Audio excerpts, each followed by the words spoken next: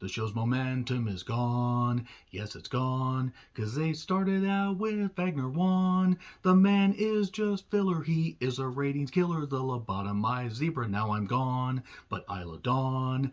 I was convinced that she was gone from the company. And St. Elbo's Fire, she nearly had the win. But then Isla Dawn made it gone. She made it gone. Made it gone. What the hell is going on with the show? I don't know what's happening. Vaughn and Dawn and a bunch of stuff in between. Now this intro is gone. Yes, it's gone. Let's get to the show already. Anyway, I'm John Renton with my review of WWE NXT, and yeah, after doing a terrible rant, I don't even know what I'm doing anymore, but I'm trying to have some fun, because this once proud brand basically just doesn't seem to care anymore. I think the talents care, but Shawn Michaels' good eye and lazy eye and the creative staff and everybody that is involved in this process have sustained several major head injuries, including Shawn Michaels' good and lazy eye, even though eyes can't sustain head injuries because they don't have heads, they're just eyes. No, I don't know what I'm on about. This show, there were serious moments that I enjoyed, and this is the case for every goddamn episode. Where, yes, there are some serious moments, and then there's some really bad comedy, and then there are some scripted moments, some promos, a couple of which were pretty good, and others that were just goddamn awful. We're getting close to NXT TakeOver Deadline, so let's just get into it. We open with Steiner and the lobotomized zebra, heavy metal Von Wagner, walking to the ring backstage. Okay, they're trying to build up this fight. That's cool. One thing I noticed about this show, besides Booker T's abysmal commentary, Booker T either doesn't want to be there or, in all honesty, he's just going to make fun of everything, or he's just always been a caricature and I've just chosen to ignore it. Honestly, he adds nothing. Get somebody else there. Get somebody else there, please. Vic Joseph can only shoulder the load so much. There was a lot of dubbed-in crowd noise. A lot. It was evident. Like, if you can't put on a good enough product to entertain your fans, I don't know, maybe try harder. So, Steiner taking on heavy metal Von Wagner, NXT Championship and look. 2 second-generation talents, and Steiner's way up here, and Von Wagner's way down here. He is so far down there, I'm going to have to get Hillary Swank, Aaron Eckhart, Delroy Lindo, and whoever the hell else was in the core, even though I just retro-reviewed it recently, to dig down and find heavy metal Von Wagner. Steiner, obviously his father, Rick Steiner, and Von Wagner, Wayne Bloom, was his father. Look, I'm sure Wagner's a nice guy. He's got size. That's all he has. I do not need to see this Cro-Magnon looking motherfucker. This guy, he doesn't even have 2 left feet, because that would imply that one of his feet actually was put on right. He has a right foot where his left foot should be, and a left foot where his right foot should be. And I know there are some people that are giving him a chance. I'm not. This guy sucks. This guy is terrible. This guy is a 2-pack of ass, as the kids would say. And God, Steiner won. Thank God. Thank fuck he won that. And by the way, in the beginning, there was rap, as Dr. Dre once said, but also Wagner threw his manager at Steiner to gain advantage. But yeah, Steiner won, thank God. If they had given it to Von Wagner, I might have actually just said, that's it, I'm done. So anyway, package on St. Elbo's Fire and Mandy, not J.D. McTuna, staring down Steiner. That's an easier name to say than the shaved Ewok. And also, he looks like an open can of tuna left out for a few days. And, yeah, he's staring down Steiner. Steiner has more challengers. I will say this, at least McTuna can wrestle. Grandma Stark tries to talk, and she dresses like the kids do. And look, I know that she's 28, but that is a hard 28. That's a hard face. That's a face that challenges you, as they said once in the Skydivers. I believe MST said that. But regardless, Zoe is talented in the ring. And I'm sure has a good backstory. Yes, her beating up Nikita Lyons, the election denier, and that goddamn piece of shit was fine.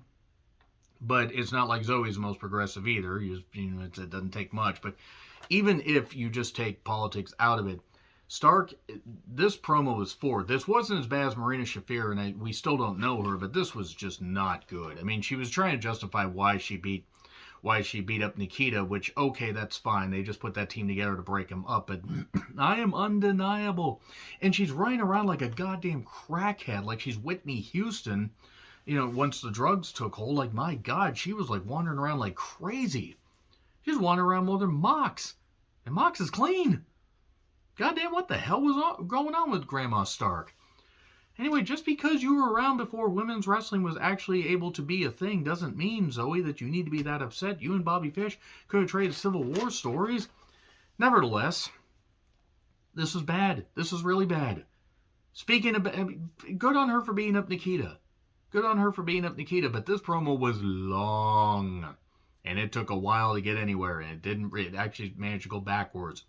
Speaking of bad, Chase University with Dookie Nukie Hudson, and he threw in the towel because Chase doesn't know the meaning of quit. And Thea Hale, hey, at least she was dialed down here. Wasn't acting like Scrappy Doo.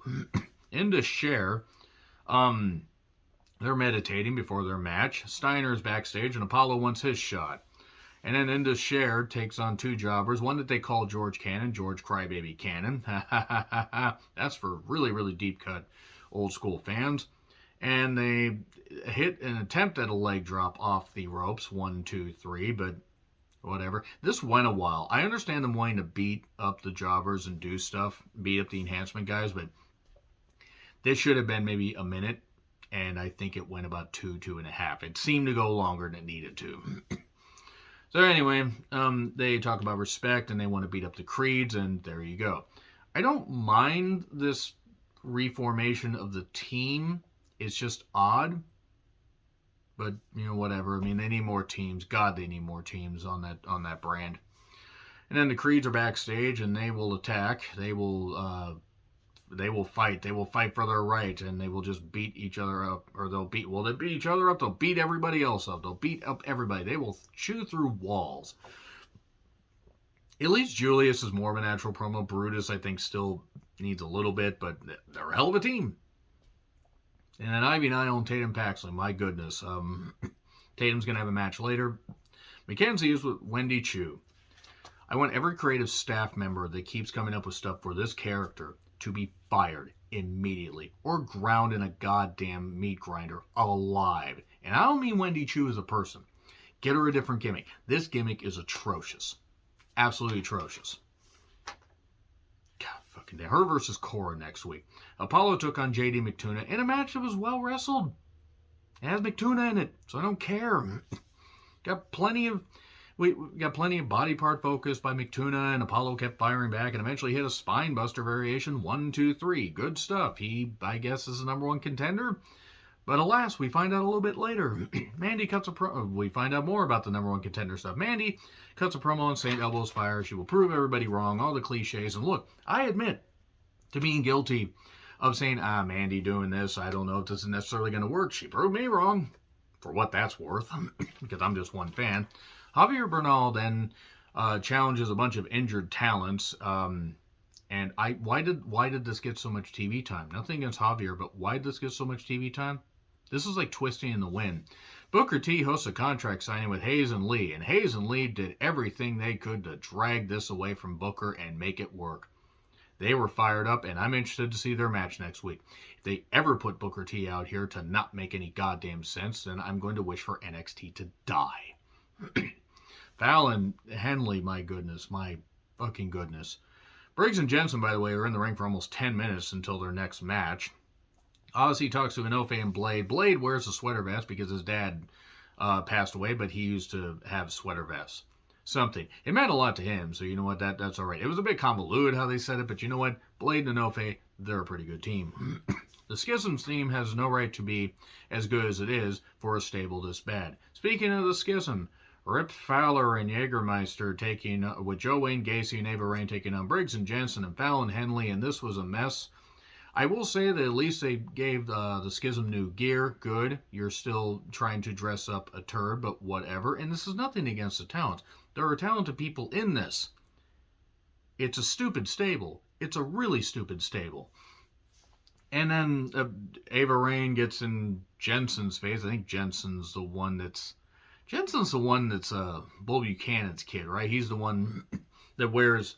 He's the one that they try to dress up like Tom Lawler for a while. And then Kiana James comes down, and Fallon and her get in a bit of a scuffle, and then Kiana ends up in Jensen's lap.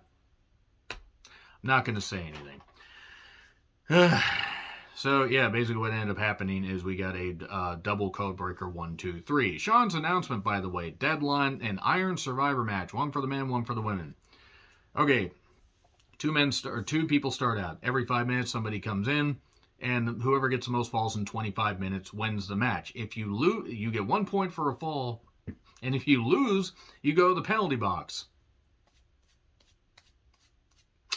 And the person with the most points wins the match. It's a King of the Mountain scramble match. It's like that 4-way, Iron Man match, or when they did the Gauntlet Eliminator match, and this is going to be a disaster. Despite I didn't really care for the King of the Mountain matches, but sometimes it would sort of make it work, even if the announcers got confused, and now it's just to the point where it's like, what? I'm all for trying different things, but if the concept really was laughed at in TNA, what the hell are you doing? All right, Indy took on Tatum Paxley in a match where Indy was more heelish, took off Tatum's mask, and beat her. That's about it. Tatum showed some good fire. I don't know what they're doing with Indy. I think they are just waiting to maybe have her come up and team with Loomis against Miz and Maurice. Great, I get to see Maurice in the ring again. God, be still my beating apathy. Scripps is here, and he's arriving next week, or they're arriving next week, or whoever, I don't care. Backstage, Roxanne grills Indy about this stuff, and look, if Roxanne is going to be the one to dethrone Mandy, that's what I meant to say. I always hear dethrone as deep throat because I'm weird. Please get Roxanne a manager. Roxanne is a likable individual. She is talented beyond her years. She cannot cut a promo to save her life. And then next week is Lee and Hayes for the North American Championship and Wendy versus Cora. If Cora does not beat Wendy, if she doesn't beat the creative staff and beat it out of them to stop having this Wendy Chu character. I hate this Wendy Chu character. Hate it. It is abysmal television. So anyway, St. Elbows Fire took on Mandy Rose in a last woman standing match for the NXT Women's Championship. And boy, I haven't seen a last woman standing match since Crown Jewel, which was about 10 days ago. And that one even tested my patience. And these women are talented. Mandy has certainly improved. She did sustain some kind of knee injury or was just selling her knee or whatever. Hopefully she's all right. This is the third or fourth.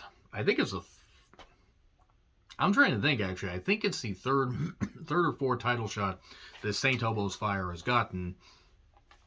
They got a toolbox out. They got other weapons out. And look, Bayley and Bianca barely made it work.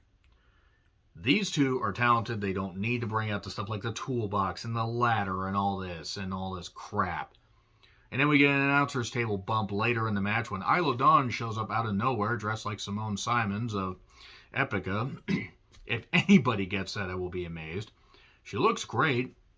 Sprays St. Elbows Fire in the face. She falls through the announcer's table and loses. And Mandy retains. I'm not against Mandy retaining. You have other women. Bring other women in there.